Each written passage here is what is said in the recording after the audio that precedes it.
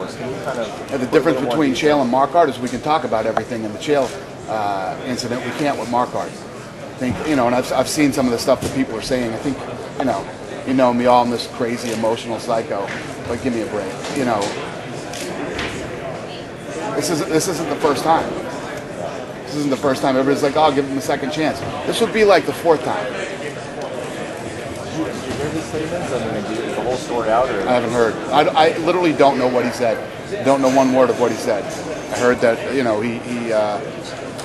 he did an interview with Ariel, I guess, and I don't know what was really said, but whatever he said should be the end of it then.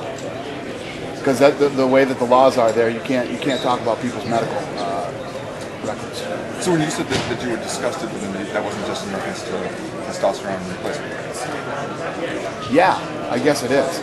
There's a difference between testosterone replacement therapy and where you get it to a level where, it's performance enhancing. I mean, how do you feel in general? How do you feel about MMA fighters being on testosterone? I think it depends. I think that if listen, it's obvious that there's guys who use steroids earlier in their career, and when you get up to, around that age of 30 years old, your body isn't producing it the way that it used to. So I guess, listen, I'm the furthest fucking thing from a doctor you'll ever see. But I guess, if they go in there and they have to replace it and get it to normal levels where, normal average guys are at these normal levels. If it's, 5 or whatever over that, you're taking too much or you're going to see the wrong doctor. I think that this whole testosterone therapy thing works for guys who absolutely need it, but I think it's a messy loophole, do you think it matters why they need it? Like you mentioned, some guys might have low testosterone because of past steroids. I mean, do you think it matters why they have low testosterone now, or I don't think it matters why. I mean, guys who really need it probably really need to take it. Like I said, I'm not a doctor, so I'm not going to sit here and pretend that I even remotely know what I'm talking about.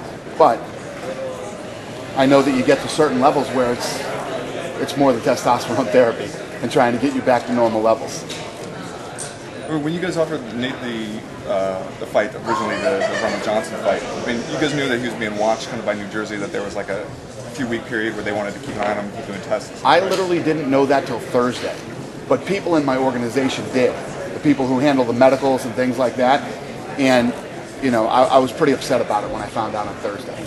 Had you known, would you not offer the fight? Yeah, if I would have known earlier, I would have made sure that it was taken care of differently. Now, one of the fans tweeted you saying, shouldn't you give him a second chance? And you mentioned, well, this is his fourth chance. Yeah, to me, this is his fourth chance. This would be a fourth chance. So he tested positive for steroids before, and then this.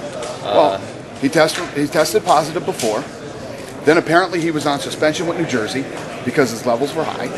Then he comes into Philly and doesn't pass his medicals. Now you tell me, is that fourth chance or is that a second chance? Sounds like a fourth chance to me. Do you feel as though New Jersey handled this correctly? It didn't seem as though they made it public that he was on this sort of suspension. Every athletic commission is different, and they all handle it differently. I really enjoyed the experience in Pennsylvania. I like the fact that they will acknowledge that they made a mistake, like in the fight with Lentz. Right. They're like, listen, this is the call that the guy made. Let us go back and review the tapes. And they could have reviewed it that night, but they didn't. They said, let's go back, we'll sit down, we'll review it. They reviewed it, and they came out on Monday and made it a no contest. You know how huge that is? And this is the stuff that I talk about all the time. Human beings, whether judges or referees or whatever it is, you're human beings. We're going to make mistakes. We all do. But it's the ability to say, we made a mistake, but we're going to come in and do the right thing now and fix it. We're not going to just destroy everything this guy's worked for and everything else because we don't want to admit that we make mistakes. Clarify, are you saying that Nate's done? I mean, there's nothing you can do to get back? Nate's done. I'm done with Nate. Listen, Nate's a really nice guy. He's a real sweet, nice, humble guy. But the facts are the facts, and it is what it is.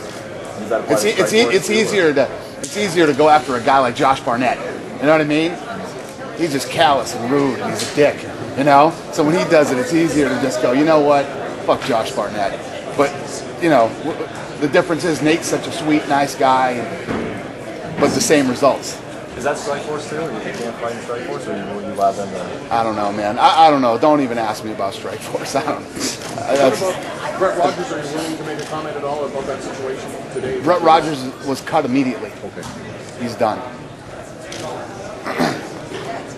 What were you gonna ask? You mentioned the no contest with Lance. Are you guys gonna end up fighting again then? Probably. It'd be a fun one, but he's busted up. You know that.